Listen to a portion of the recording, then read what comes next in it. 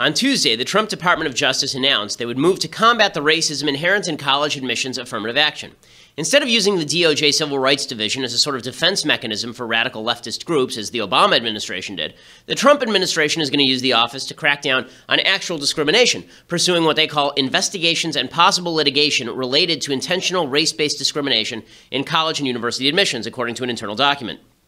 This is a welcome development, despite the left's quick move to demagogue the issue by claiming this is somehow a white identity politics defense mechanism from the Trump administration.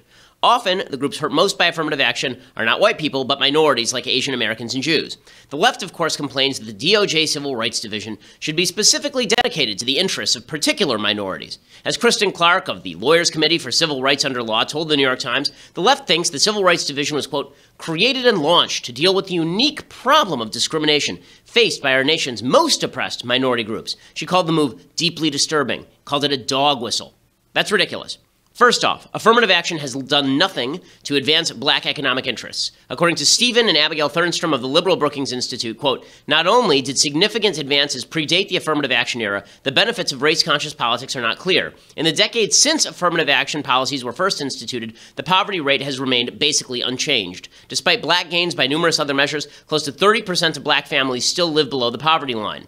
In fact, very often those who make it into the top universities through affirmative action are themselves hurt by the process. Let's say a black student performed well enough to get into Duke, but not Yale. Putting that student at Yale means that instead of flourishing in an environment in which the student has earned membership, that student will now be the low man on the totem pole. In an article published in The Atlantic in 2012, Richard Sandard and Stuart Taylor Jr. highlight some of the ways this mismatch issue impacts black students. Mismatched students who got in through significant affirmative action, they're twice as likely to be derailed from pursuing a doctorate and an academic career. Black law school grads are 4 times as likely to fail the bar as their white counterparts. Black college freshmen want to go into science or engineering more than white students, but are twice as likely to drop out. About half of black college students rank in the bottom 20% of their classes and the bottom 10% in law school.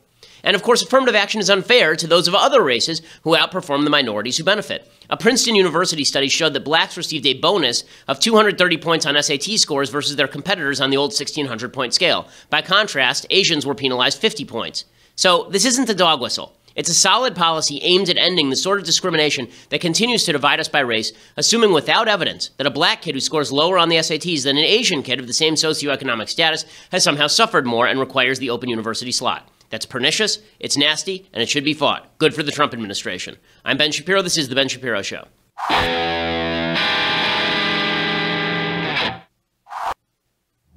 Alrighty, so a lot to get to today. As always, I want to talk about President Trump apparently opening the Seth Rich can of worms just a little bit. But the biggest story in the news is obviously what's going on in Venezuela, where socialism has collapsed, as it always does, into full-scale disaster. We're going to talk about that in just a second. But first, I want to say thank you to our sponsors over at Helix Sleep. So, as I've mentioned before, I am world's crappiest sleeper. I am not good at sleeping. Or at least I wasn't until we got the Helix Sleep mattress. So Helix Sleep is this fantastic service. You go to their website over at helixsleep.com/Ben, and you answer a few simple questions, and then they run your answers through a customized algorithm to get you the sort of mattress that you need. And you can get a mattress that is different on both sides of the bed for you and your spouse. They send it right to your door.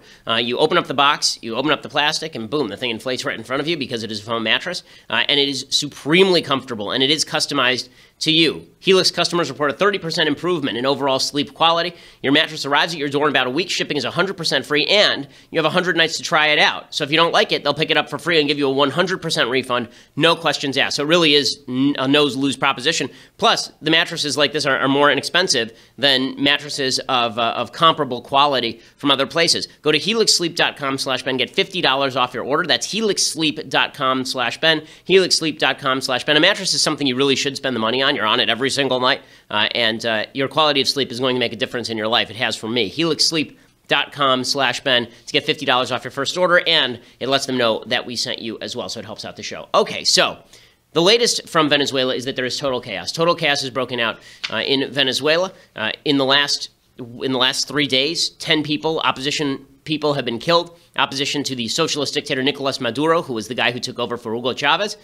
10 people were killed on Sunday. There was a referendum or an election for a constituent assembly And this means in Venezuela they want to replace basically the legislature with this new legislature run by the dictator. That's essentially why all the opposition boycotted. And you can see how awful everything is in Venezuela. Here last night, Maduro went and had his police arrest the two main opposition leaders. Here's tape of that. This is clip 22.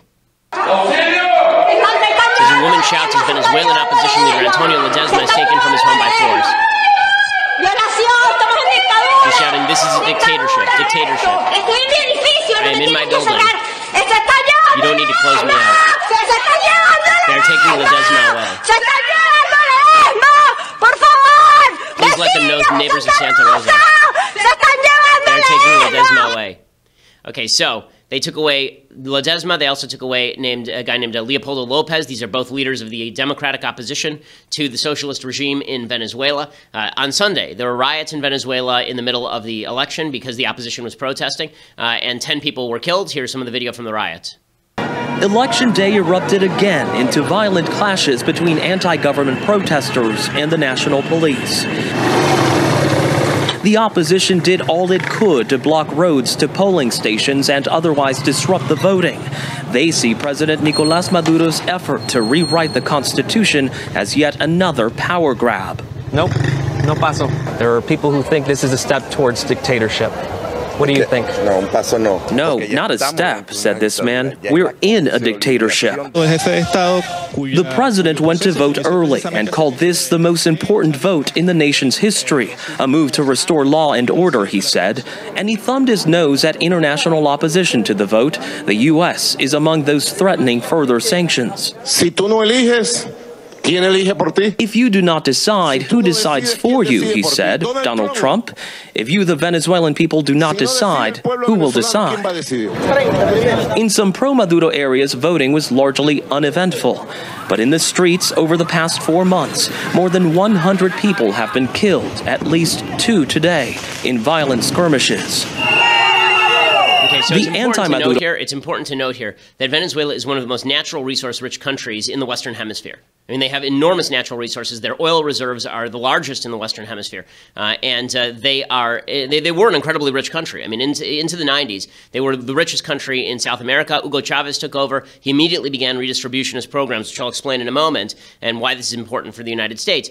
And he immediately sank the country into absolute poverty. Here's some video from Venezuela's food lines. People have now been reduced to searching through garbage. I have a friend named Ami Horowitz who went down there, did a report from there. He watched his cameraman be shot to death. Caracas is the most violent city in the Western Hemisphere. Again, this was one of the wealthiest countries in the Western Hemisphere. It's just like Cuba. These were wealthy, growing economies, and they've been absolutely destroyed by socialism. There are people now who are searching through the trash. When Ami was there, he told me that he was watching normal citizens hunting dogs to eat in the streets, like stray dogs, hunting them down, killing them, and eating them. Here's some video from CNN of some of the food lines. Again, this is the capital city of what was one of the great countries in the Western Hemisphere. Even in the driving rain, Venezuelans started their day in search of food, expecting to see the usual grim queues that form at government stores. Not today. The only stores with affordable food are shut. Closed for the National Workers' Holiday, the sign explains. It says sorry and thank you. People walked away empty-handed but full of dread, wondering where their next meal might come from. I asked Julian Perez what he needs. All the basics. I have nothing at home. Sometimes I go hungry. Who can say that we, the people, aren't hungry right now? And here's the thing. These people aren't allowed to come back tomorrow. Food is rationed here, doled out according to the last number on your government ID. Carlos Chirinos explains his turn is today. His number is 5. Cinco. Hoy me toca a mí. Cinco. This is insane. This is insane. This is happening in a modern country. We can all see the tape of it, okay? And this is happening because of socialism. This is happening because of leftism. When Hugo Chavez took power, he took power saying that there were these rich oligarchs who were running the country. Now, the oil industry had already been nationalized in Venezuela, but what Hugo Chavez did is he grabbed up all of the foreign-owned all the drilling facilities and all of the sites. He grabbed all those up, he nationalized those, and then he used all the money supposedly to redistribute, but really it was to enshrine his own dictatorship. He paid off all of his supporters. He made sure that if you were not one of his supporters, you couldn't get a job. He ran people out of jobs. He set up these neighborhood councils that were theoretically supposed to redistribute property. He seized 1,000 different plots of land all over the country for redistribution. They were never redistributed. Even when they were redistributed, it was very often to people who didn't know what they were doing. So what you ended up with was a dramatic drop-off in all of the productive capacity of the country, which prompted him to ratchet up tariffs, right? He said, okay, well, if we can't produce anything in the country and we're buying everything from out of the country, we'll ratchet up the tariffs, which meant that no one could afford anything. So nothing was being imported and nothing was being produced, so nobody actually had either the money to buy anything or the productive capacity to make anything. He created wage controls, he created price controls, he ramped up the inflation, he entirely destroyed the economy. I mean, entirely destroyed it to the point where you're seeing people literally searching through the garbage at bread lines. I mean, not just at government bread lines. They'll go to bakeries, and this is according to the Associated Press. Hannah Dreier of the Associated Press reporting today, quote, "The government of President Nicolas Maduro blames the U.S. and right-wing business interests for the economic collapse, but most economists say it actually stems from the government-imposed price and currency distortions." Well, of course, the United States can't even trade with Venezuela because of Hugo Chavez and because of Nicolas Maduro. There often seems to be a direct line, she writes, between economic policy and daily hardship. One week, the administration declared that eggs would now be sold for no more than 30 cents a carton. The next week, eggs had disappeared from supermarkets and still have not come back. People started digging through the trash at all hours, pulling out vegetable peelings, soggy pizza crusts, eating them on the spot. That seemed like rock bottom, until my local bakery started organizing lines each morning, not to buy bread, but to eat trash. Okay, that's what's going on in Venezuela right now. And this is what happens when you have a government that is completely dedicated to the notion of eradicating income inequality. The reason I say that is that between 2000, Chavez took over in 1999, between 1999 and 2013, when Chavez died, the income inequality in Venezuela dropped dramatically. It's a crap hole. Okay, it was the second least income unequal country in the Western Hemisphere after Canada. Did it matter to these people who are starving on the streets? Of course not, because one way that you create income equality is by destroying the economy. Sudan has a lot of income equality. You know why? There's no one rich there, because it's a garbage country. Okay, it's run like garbage. So this is what happens in Venezuela. You have now more income equality. Unfortunately, everybody's poor and digging through the garbage. In order to get out of this, they've now created hyperinflation. They're trying to inflate their way out. They've taken out loans and loans and loans and loans and trying to pay those back. They're inflating their currency now. In the last week, okay, you ready for this? On Friday, $1 equaled 10,389 bolivars. Bolivars are it's named after Simon Bolivar, Simon Bolivar. That's their form of currency. 10,389 bolivars was $1. On Monday, 5 days before, it was worth 8,820 bolivars. At the start of the year, $1 equaled 3,164 bolivars. Okay, so that means that they have increased inflation by 300% in the course of 6 months. Okay, that is why you're seeing people who can't buy anything. Your savings are worth nothing. You spent your entire life saving up, building up a business, putting that money in the bank, and now your savings are worth nothing. They are worth nothing. Okay, and for all the talk of, they've absolutely eradicated poverty, they've not eradicated poverty. Look at this country. Does this look like a country that's eradicated poverty? And the fact is their hospitals don't have gloves, don't have soap, don't have doctors. 10,000 doctors have left the country.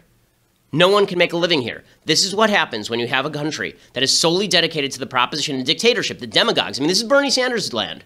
Okay, this is when you demagogue and you say, it's big business that's doing all of this. All we have to do is seize all the property from big businesses and redistribute it or regulate it so deeply that we ensure that we spread around all the wealth. Now, I think that we should not allow the left to get away with this, because what the left did is for literally years, they talked about how wonderful Chavez was, how wonderful Chavezism was, how great Hugo Chavez and Nicolas Maduro were. It's amazing. We on the right are criticized very often for the war in Iraq. How many evil countries has the left declared were good before they actually turned evil? The left actually liked Nazi Germany until it turned out that Hitler was Hitler. The left liked Mussolini and turned out that Mussolini was Mussolini. The left liked Lenin until it turned out that Lenin and Stalin were Lenin and Stalin. The left liked Mao until it turned out that Mao was Mao. The left liked Hugo Chavez until it turned out that Hugo Chavez was Hugo Chavez. And each time leftist dictatorship is tried, every single time the left immediately declares after it fails, it wasn't honestly tried. Socialism's never been honestly tried. It's really funny. Today I tweeted out that the World Bank calls Venezuela one of the most income equal states on earth. And the Socialist Party, the official Socialist Party, tweeted at me. And they said, how dare you blame socialism for this? Really? This is what they tweeted. Okay, I'm going to read it to you. Venezuela is what happens when leftism goes wrong. Don't blame socialism for a leftist failure to manage a profit-driven capitalist economy. So in their opinion, if they just nationalized all the resources over at the Socialist Party, if they nationalized even more, it would go even better. And then they attached a graphic that said, question, which countries have tried socialism? Answer, with populations collectively and directly owning the means of production and distribution, therefore resulting in free access to all goods and services? None. Socialism has never yet existed. Socialism has existed, and the closer you get to a government-run economy, the worse things get. For all the talk about the socialist economies in Western Europe, they are not socialist economies. Okay, they really are not. They're capitalist economies with heavy taxation placed on top of them. Even the taxation levels on businesses are very low. The reason that Denmark continues, it was a thriving society. They created a massive welfare state on top of it. That killed the economy, and now they're moving to the right and looking to slash taxes.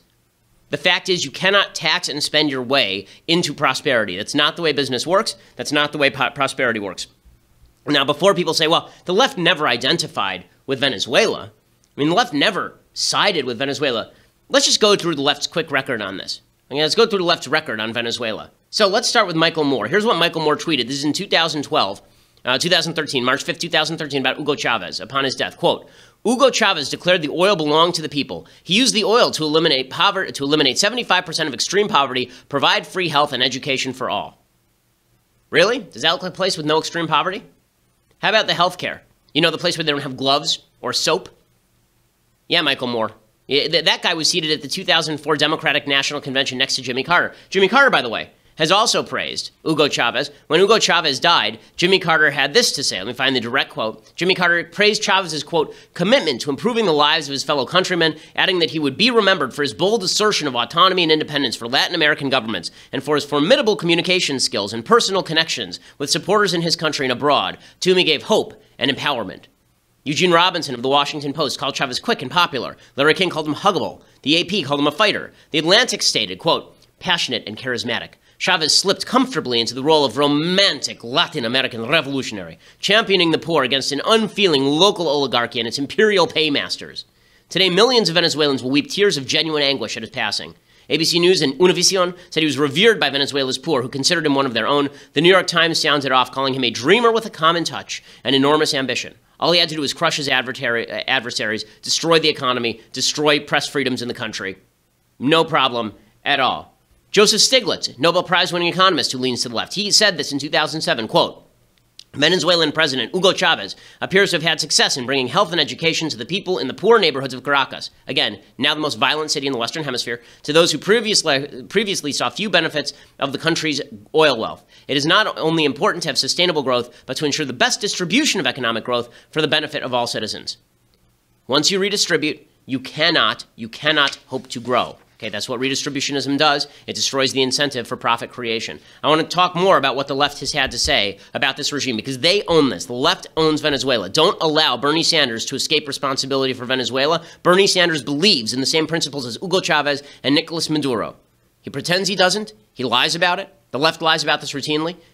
When they say there's a leftist utopia, the leftist utopia looks a lot more like Venezuela than it does like Denmark, because the bottom line is that even Denmark is based on a capitalist system that the left really doesn't like very much. By the way, even Denmark, if it didn't have the United States holding up its military budget for years and years and years, and if they hadn't been using capitalist corporate tax systems for years and years and years, would have been in serious trouble. Look a lot more like Greece than it would like Denmark. But before we get to any of that, first, I want to say thank you to our friends over at the USCCA.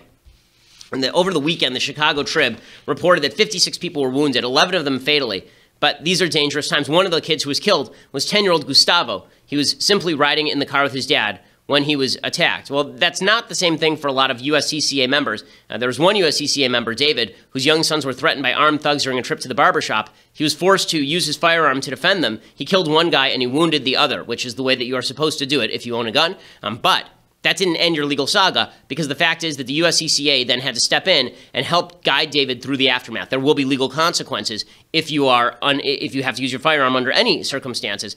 USCCA was there to provide all of that. USCCA helps insure you against what happens after you use your firearm, train you for using your firearm, get you the firearm. Visit defendmyfamilynow.com to hear all the shocking details on David's story and see the live news footage that captured the moment he was forced to shoot on tape. While you're there, you can figure out how you too can protect your family's future from the unthinkable. That's what defendmyfamilynow.com is for, defendmyfamilynow.com. LegalZoom.com. Again, you want to know how to defend your family, and you want to be insured for after you defend your family, because the last thing you want is to spend 3 years of your life tied up in court with nobody to help you out. That's what the USCCA is for, and we thank them for their sponsorship. DefendMyFamilyNow.com. Okay, so here are just a few of the key figures on the left who've spent years praising Hugo Chavez. Here's Jeremy Corbyn, the leader of the Labour Party in Great Britain, who nearly won election to the prime ministership of Great Britain, talking about Nicolas Maduro. Jeremy Corbyn, Deputado del Parlamento Many Britannico. thanks, President. I'm Jeremy Corbyn, British MP, and also a very good friend of Tony Benn. Bueno de Tony Benn. Ahora es muy triste. It's a very sad time as he passed away last week. He was a leader in the fight against the wars in Iraq and Afghanistan. De la lucha contra las guerras en Irak y Afganistán. And also a leader in the struggle against the policies of the European Bank. Contra las políticas económicas del Banco Europa. And others which were detrimental to the poor of Britain and other countries. During his life, we discussed many times the problems for building socialism and the fight against capitalism. And as the leader of the Labour Party. And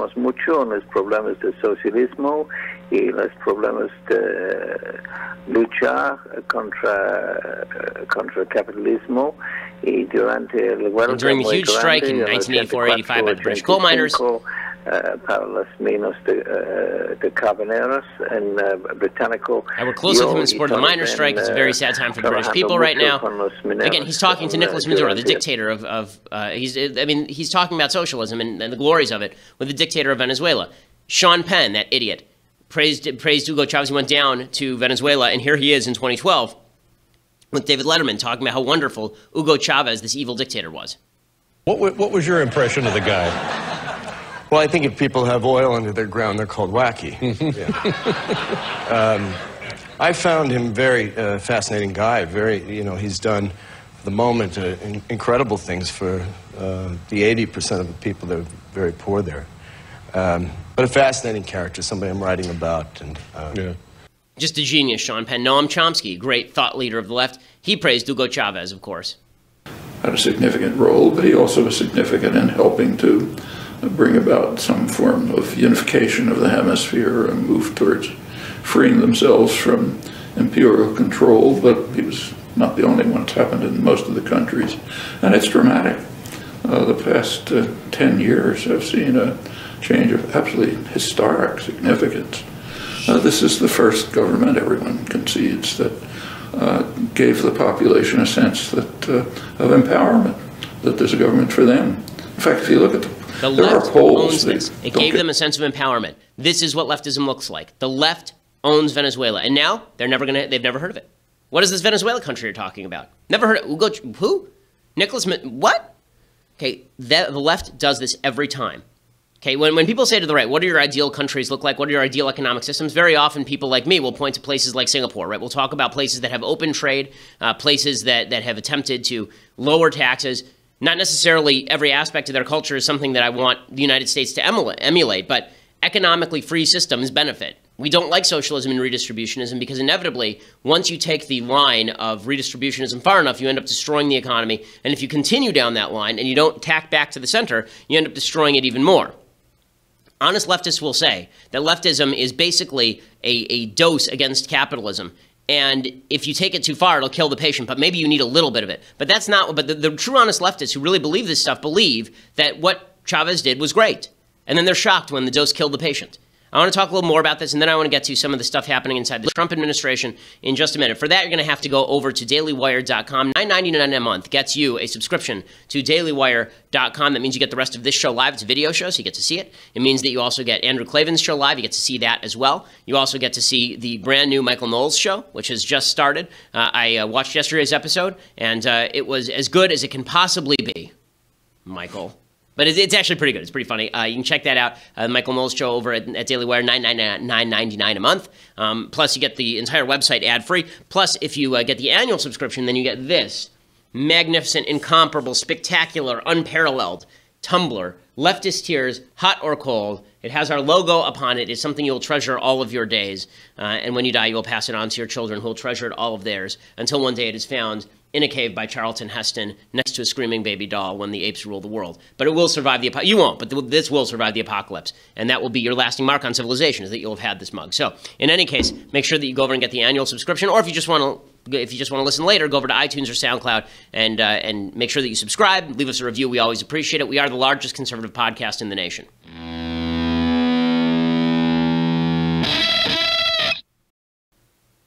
Alrighty, so as I say, bottom line is that the left loves this guy. I mean, I don't want to do more actors because, actors are stupid. But Jesse Jackson ran for president. He's still a prized character in the Democratic Party. Here's Jesse Jackson praising Hugo Chavez when he died.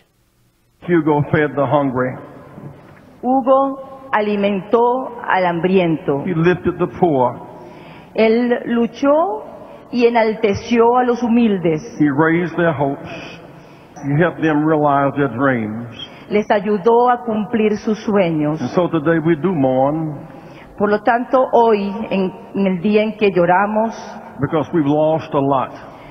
Lo hacemos porque hemos perdido mucho. But we have a lot left. Pero todavía nos queda mucho. A stable government. Un gobierno estable. An orderly transition. Una transición ordenada. We pray the presidents of our great nations que nos va a permitir construir esta gran nación. We'll meet soon.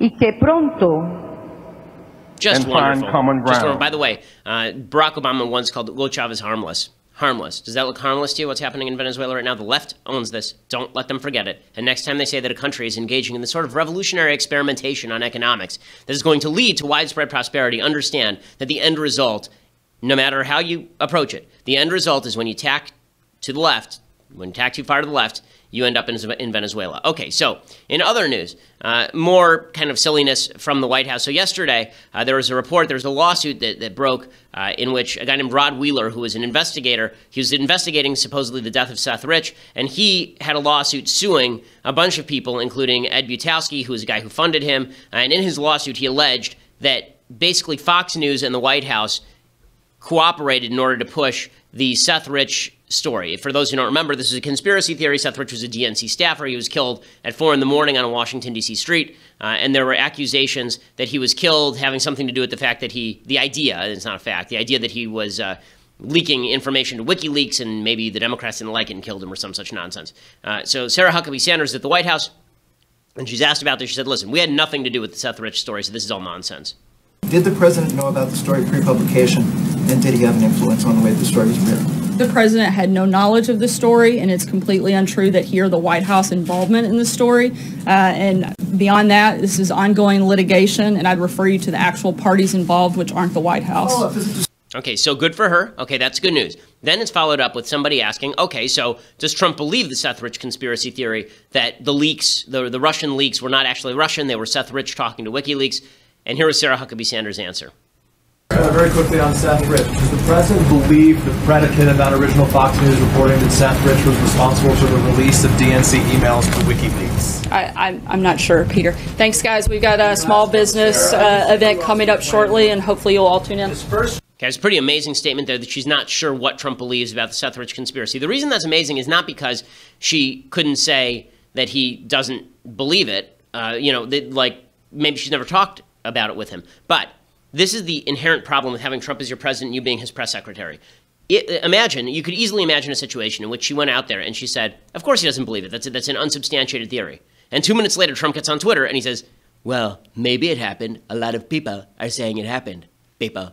Right? I mean, you could easily see him doing that because he's done that over and over and over again. Perfect example. Yesterday, okay, so flashback. There's the Donald Trump Jr. meeting with a bunch of Russian lawyers, Russian-connected lawyers. He's been promised there's going to be some dirty Hillary information and that the Russian government will pledge their support basically to Donald Trump. He initiates this meeting. Jay Sekulow, this is a few days ago, this is just a couple of weeks ago. He's on with Chris Cuomo, and he is asked, so Donald Trump Jr., if you recall, released a statement initially about the meeting, and he said, we only discussed Russian adoption. We didn't discuss anything having to do with the campaign. And that ended up not being true. So the original statement, there were rumors that it had been drafted by Donald Trump himself, not by Trump Jr. And Jay Sekulow was on TV a few weeks ago, and here's Jay Sekulow saying, no, Trump had nothing to do with the statement. Let's focus on what the president was aware of. Nothing. He was not aware of the meeting, did not attend the meeting, and was only informed about the emails very recently by his counsel. So he didn't have anything to do with the statement that Don Jr. put out that was being worked on with his team? That was the statement that Don Jr. put out. Are you talking about yesterday's, Chris? The one over the weekend that the president's team was helping with. That was written. No, that was written by Donald Trump Jr. and I'm sure in consultation with his lawyer. Because the New York Times has reporting that the president okayed the statement. Well, they're incorrect. The New York Times is wrong. Yeah, I know. Is that shocking? That sometimes they make a mistake? I mean, I'm not trying to be disparaging. I mean, the president's coming back from he issues a statement. That statement was, by the way, I wasn't involved in the statement drafting at all, nor was the president. Okay, I'm so assuming that again was and again and again, he keeps saying the president was not involved in the statement. Yesterday, at the White House, Sarah Huckabee Sanders, was Donald Trump involved in the drafting of the Trump Jr. statement? The statement that Don Jr. issued is true. There's no inaccuracy in the statement. The president weighed in as any father would based on the limited information that he had. This is all discussion, frankly, of no consequence. There was no follow-up. It was disclosed to the president. This is the problem. If you're Sarah Huckabee Sanders, you don't know on a day-to-day basis if you're going to be undercut. This has to stop from Trump, but it's not going to stop from Trump because this is who Trump is. Yesterday, Trump came out and there was a Boy Scout, he spoke to the Boy Scouts, and we played the audio of it last week and the video of it last week, and it was pretty ridiculous. I mean, he went out there and basically did a campaign rally in front of a bunch of 15-year-olds, and it was really quite hilarious. And then he said, I was called by a leader of the Boy Scouts who said it was the greatest speech they'd ever heard. The Boy Scouts came out and they said, no, we didn't. In fact, we sort of said that the speech was inappropriate when no one here called him. So if he's fibbing about the Boy Scouts, it makes it very difficult to be his press secretary. Again, this is not on Sarah Huckabee Sanders. It's just to point out that whoever is the president's representative is going to be in a bit of trouble because you can't say things that any other person would think were normal because Trump might undercut you. And that leads to a serious problem for the Trump administration itself. You could imagine a whole spate of questions day after day, the media going in there and asking, Sarah Huckabee Sanders, does the president believe that the moon is made of green cheese and that the Wicked Witch of the West surrounds it on her broom every evening? And Sarah Huckabee Sanders goes, no, of course the president doesn't believe that. And then the next day, Trump comes out and he says, well, I don't know, maybe. Right? And the problem is that because she's cautious about this, she's going to have to say, I don't know the answer. And then the headline the media are going to run is, Trump doesn't know whether moon is made of cheese. That's what they're doing on the Seth Rich thing. This is why having an unpredictable president, or really an unstable president when it comes to these sorts of issues, is really not helpful in any way. And it's why I'm very skeptical. We'll find out, but I'm very skeptical that putting General John Kelly in charge of his staff is going to help. Corey Lewandowski yesterday, another one of Trump's fabled wonderful picks, he was saying that Kelly is the chief of staff, but he's not going to be chief of the president. Corey, let's talk about General Kelly. What you know him. I know him just very, very much on the surface. I've never really spent any time with him. But by all accounts, he was a loyal implementer and enforcer of the Trump agenda over at the Department of Homeland Security. I don't know how it would get anyone really, frankly, much better at DHS. And now he's in the West Wing, someone with very little political experience, or none, now managing that sometimes unmanageable place. Well, it's very interesting. Look, I think the choice for Donald Trump, President Trump, was a clear reflection of his desire to move in a different direction and to put a reset together. But what I think if General Kelly, Secretary Kelly, is going to be successful, which he's going to learn very quickly, and it's a phrase that I have coined, and I think people understand, is you have to let Trump be Trump.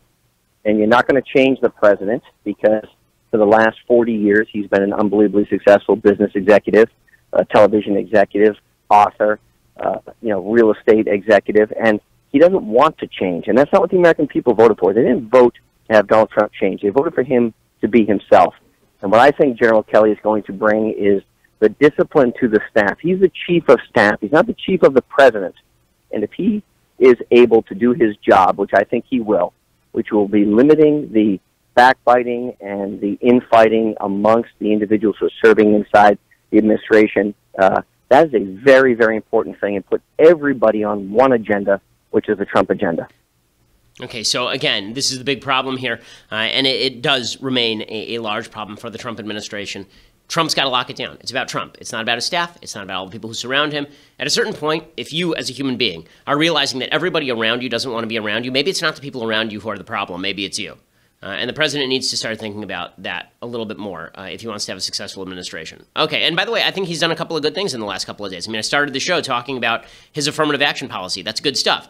He's doing the right thing on Venezuela. The Trump administration released a statement yesterday in which they condemned Maduro, and they said that the United States hold Maduro personally responsible for the health and safety of Mr. Lopez, Mr. Ledesma, and any other Cs. That's good. I mean, he's doing some of the right things.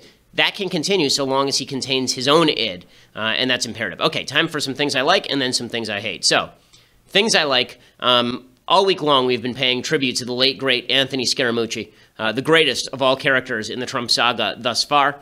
Today's comparison to Anthony Scaramucci comes courtesy of Kevin Williamson at National Review. He wrote a fantastic piece in which he talked about how a lot of people who are kind of Trump followers are fans of Alec Baldwin's speech from Glengarry Glen Ross, the famous Always Be Closing speech. He says there's like a bunch of people who think that this guy's the hero of the film when in reality he's a jerk, right? And that is Anthony Scaramucci. It's almost impossible not to see Alec Baldwin's performance here and think of Scaramucci, bloviating guy, over the top, talking about how powerful he is. Because only one thing counts in this life. Get them to sign on the line which is dotted. You hear me, you f***ing fats?